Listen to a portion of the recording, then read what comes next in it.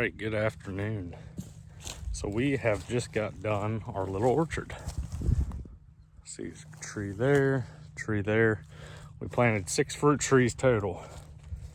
So the thing this farm was missing is it has no soft mass. There's one persimmon tree on the very far side of the farm. Produces a good bit, but it all falls right in the water, and it's just not ideal for hunting. There's no way to hunt around it. It's in the middle of nowhere. Deer hit it, but ducks hit it harder, which is odd to say about a persimmon tree. So what we did is we went through and we planted 3 pears, 2 apples, and 1 crab apple. What we did was picked where these got planted by what time of the year they drop. So the ones closer to the woods, far down, they drop earlier. Those are your apples. The reason we did that is a south wind blows from that blind straight across this opening. If the deer comes down to hit that, we have a better chance of it not winning us. Although it's not ideal, it puts us in a better situation to win. That's, like I said, it's not something that I condone. If you get in here with a whiskey wind, you may have a better chance with those being down there. So as we come up, there's a later. The apple tree dead center drops the latest. I wanted that dead downwind. Ideal north wind blows straight across there to a giant open field next to a road. Deer aren't going to hang out there very often. So up here, the pears dropped the latest. I think it's a Kiefer pear and I don't remember what the other pear is, but they are supposed to drop November to January, the ones that we got. Ideally, we want to keep a food source here all year round. All in here is clover. We just planted it with Domain Comeback Kid and Hot Chicory blend. So we'll have clover mixed in with these fruit trees all around it. On the outside, I'm going to plant a barrier coming in here, kind of funneling the deer down as they go to ag. After we get out on the outside of this clover, where the clover ends right about there, that's going to be brassica. I haven't decided which blend we're going to plant there yet. It's going to be either a brassica or a radish for late season. On the outside of that is incognito. That way it kind of hides it. As you can see, we have a house right here. We're not in the middle of nowhere. We're pretty wide open. We want these deer to feel safe, so by planting a 10-foot screen surrounding it, these deer feel more secluded. They're more likely to use us in the daylight. The does have no problem. We killed 5-6 does out of that this year. They just come out of this thicket bottom and they feed up this hillside to go to ag. It's really a killer set, but we could make it better. So we improved the bedding on the back side of it so these deer can feel more comfortable closer to it. So yeah, with these fruit trees, it's very important. You plant just as deep as the pot or whatever it may be, and twice as wide.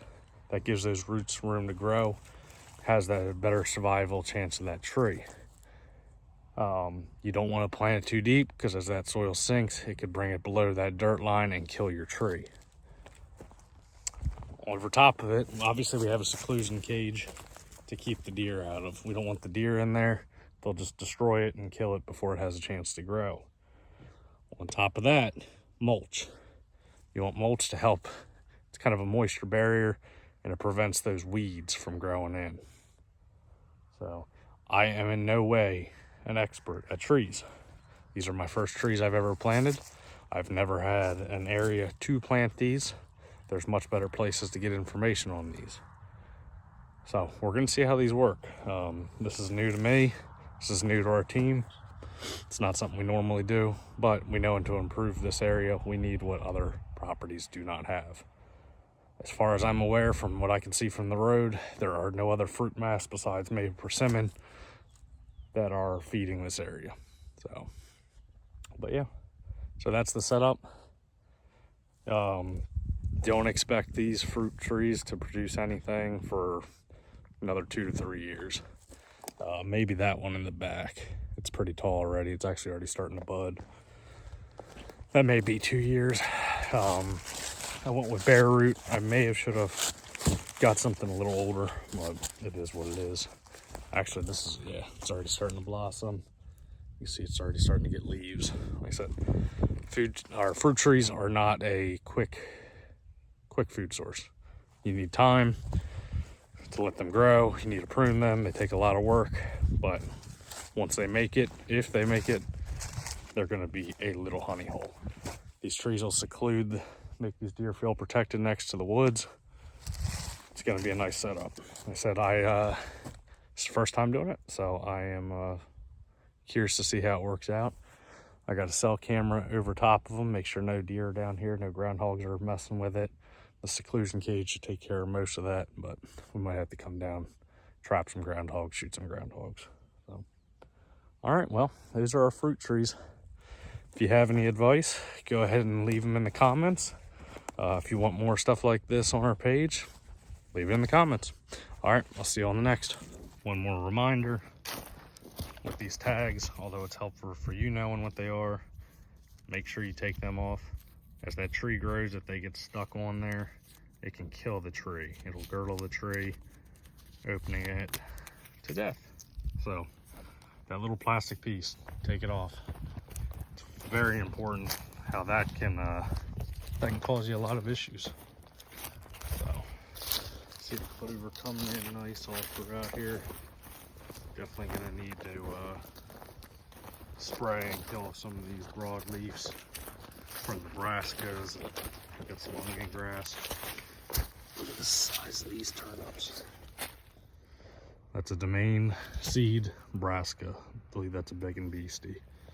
So that thing is huge. See where something's been gnawing on it. Not many left. Most of them got eaten by the deer, but still a few. Again, take these off. You'll thank me later.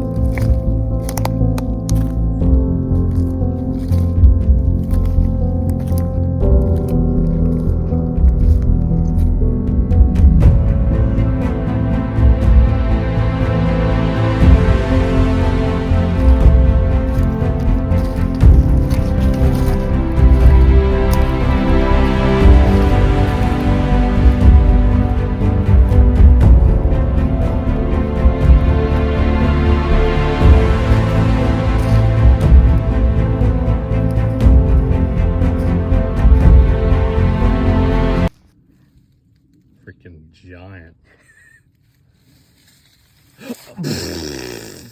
Holy fucking shit.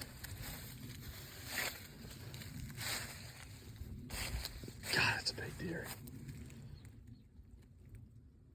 But I mean, that 4-point's cool.